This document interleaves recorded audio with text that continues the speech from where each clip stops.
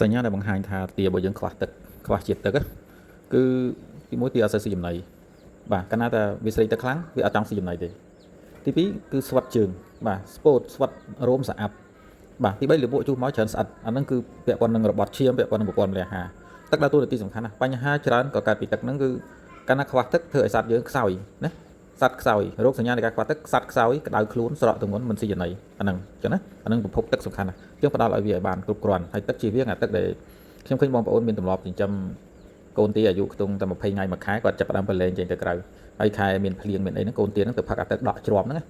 មិនយូរបញ្ឆាប់ឆ្លងជំងឺហ្មងហើយផ្ទុះជំងឺញឹកញាប់រាល់សឹងរាល់ឆ្នាំហើយរកកន្លែងបញ្ហាអត់ឃើញទេទៅសួរដីពោគេឲ្យថ្នាំមកទៅសួរពេទ្យសត្វលក់ថ្នាំឲ្យតែម្ដងបញ្ហាខ្ញុំបងប្អូនថាបើបងប្អូនចូលមិនដល់បញ្ហាទេបងប្អូននឹងចំណាយលុយដោះស្រាយបញ្ហានឹងច្រើនហ្មងប៉ុន្តែបញ្ហាខ្លះមិនប្រកាសថាត្រូវប្រើលុយទេណាដោយករណីដែលខ្ញុំបានលើកឡើងទាស្គមខ្សោយដោយសារតែខ្វះទឹកហើយយើងអត់ដឹងមើលពេលដែលយើងទៅផ្លាស់ប្ដូរទឹកម្ដងឃើញទឹកអស់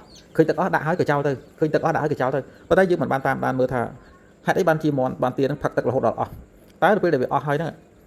អាផ្សេងវាបានផឹកទេហើយទៅពេលយើងដាក់កំប៉ុងថ្មីចូលទៅយើងក៏អត់បានតាមដានវាតទៅទៀតថាទៅទឹកមកកំប៉ុងនោះទាទាំងអស់នោះវាបានផឹកគ្រប់គ្នាឬអត់យើងអត់បានតាមដានទៀតអានោះរឿងច្រើនបងប្អូនបាទអញ្ចឹងមិនថាអាមិនទៅហៅថាទឹកគ្រប់គ្រាន់គឺតាំងពីរបៀបនៃការរៀបចំទឹកហ្នឹងធ្វើម៉េចឲ្យទាផឹកឲ្យមានគ្រប់គ្រាន់គេទៅថាទឹកគឺគ្រប់ពេលវេលាទឹកអត់កំណត់ទេ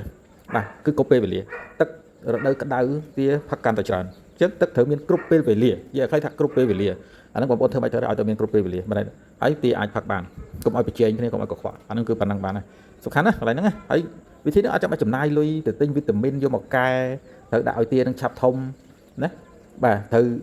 ធ្វើនេះត្រូវធ្វើនោះតាមការណែនាំដែលនាំឲ្យបងប្អូនទៅចំណាយលុយអញ្ចឹងខ្ញុំនិយាយថាបងប្អូនមើលវីដេអូរបស់ខ្ញុំបងប្អូនរៀនជាមួយខ្ញុំចំណេញលុយច្រើនទៅលើអាការព្យាបាលទៅលើរឿងដែលមិនត្រូវចំណាយហ្នឹងចាំបាច់កាលណាយើងរៀនហើយយើងដឹងថាកន្លែងណាដែលកន្លែងណាដែលចាំបាច់ត្រូវប្រើប្រាស់លុយចាំប្រើកន្លែងណាដែលត្រូវកែកុនដោយមធ្យោបាយរបស់យើងណាបងប្អូនកែកុនតាមវិធីហ្នឹងអត់បាច់អស់លុយទេដូចមន់ចឹកគ្នាចឹងទៅទិញថ្នាំ stress anti stress យកមកដាក់ឲ្យមន់ផឹកហើយនៅតែចឹកគ្នាផឹកហើយជុះនោមជុះអាចមកអស់តាវិធីមិនមែននៅរឿងផឹកថ្នាំទេកែលម្អមន់ចឹកគ្នាមិនចាំបាច់ប្រើប្រាស់ថ្នាំឲ្យអស់លុយទេណាទៅកែលម្អបរិស្ថានបរិមាណមន់ច្រើនពេកចង្អៀតខ្លាំងចំណីអត់ចំពេលវេលា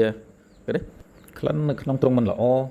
បាទខ្វះខ្យល់អាកាសបរិសុទ្ធហ្នឹងហើយចង្អៀតម៉ែនតាន់តាប់បើសិនតែជាហេតុដែលនាំឲ្យសត្វចឹកគ្នាហើយហ្នឹងរឿងហ្នឹងទាក៏ចឹកគ្នាដែរទាក៏ចឹកដូចគ្នាបើសិនតែយើងផ្ដល់ឲ្យវាអត់បានត្រឹមត្រូវអញ្ចឹងបានការបង្រៀនគឺសំខាន់ណាស់ចំណីត្រូវដាក់ឲ្យចំពេលវេលាបាទគឺទាំងបរិមាណគ្រប់គ្រាន់ទាំងពេលវេលាដែលយើងដាក់ថាយើងដឹងថាម៉ោងណាដែលសត្វយើងវាកើតមានអារម្មណ៍ស្រេកឃ្លានហើយធ្វើឲ្យវាមួម៉ៅប៉ះពាល់ដល់អារម្មណ៍របស់វាទៅមិនឲ្យសត្វនឹងចឹកគ្នាហ្នឹងយើងយល់ដល់អាហ្នឹងទៀតហ្នឹងហើយរដូវក្តៅគួរដាក់វាមិនរដូវត្រជាក់គួរដាក់វាមិនអាហ្នឹងឲ្យយល់ដល់អាហ្នឹងបានអាចចាំទៅបានបាទមិនមែនចិត្តប៉ាត់ណាប៉ាត់ណីដល់ពេលមានបញ្ហាសួរនេះមិនទុកចិត្តសួរនោះមិនទុកចិត្តសួរនេះដើរទៅរៀនគប់តគ្រូដល់ពេលទីផុតយកមកធ្វើអត់បានទាំងអស់ចុងក្រោយម៉ៃអ៊ូទាំងអស់ហ្មងគ្រូណាដូចគ្រូណាដែរអានោះចប់ហើយបងប្អូនខាតទៅលុយខាតទៅពេលវេលាបាក់ទឹកចិត្តឲ្យ20គេឯងទៀត